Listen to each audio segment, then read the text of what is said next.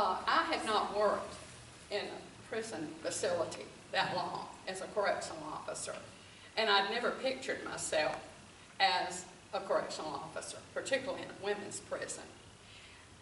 I had worked with young men at 2 other facilities, never as an officer, never with women. But I was so anxious to move back home, I decided I'd take the job. Working with women is a whole different ballgame for me. I had no idea what I was going to be facing.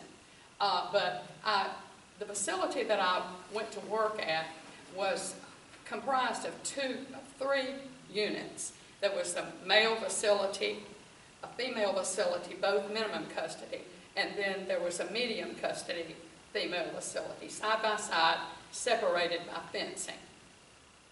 But like I said, it was a whole new ball game for me with their raging hormones and mood swings. I wasn't used to that. But on this particular day, it was unusually peaceful. It was a beautiful sunny day, so we decided that it would be a good day for them to get out on the yard and get some exercise and fresh air and get some chores done on the yard. So another staff member on the other side in the female facility, minimum custody, said she'd come over and bring some tools and help supervise the inmates out on the yard.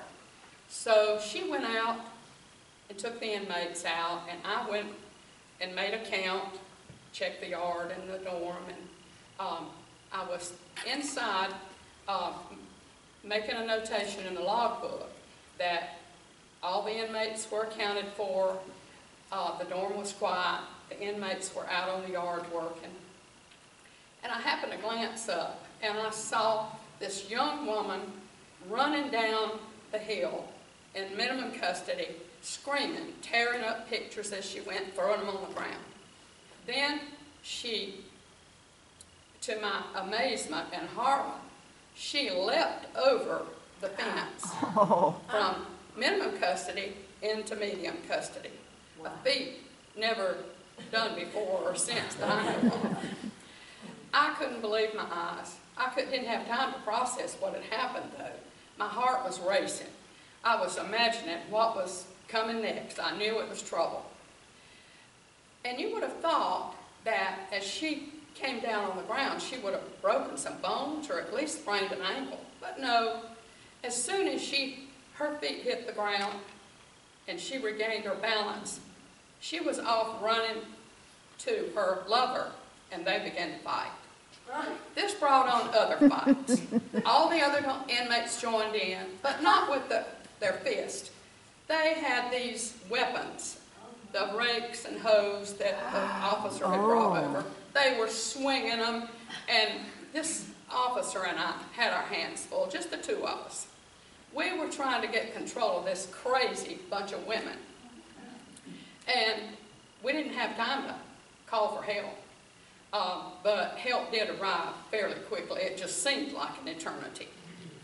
And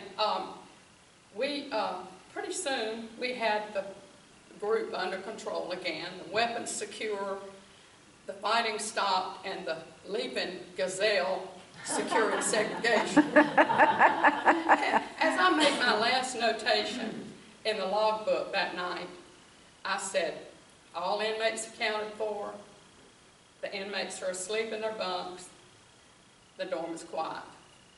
And that night, as I was soaking in a hot tub, soaking my aching muscles and bones, I pondered on the fact that about these nerve-shattering events of the day. And I just reminded myself, all in a day's work, just a typical day in a women's prison as a correctional officer. Oh.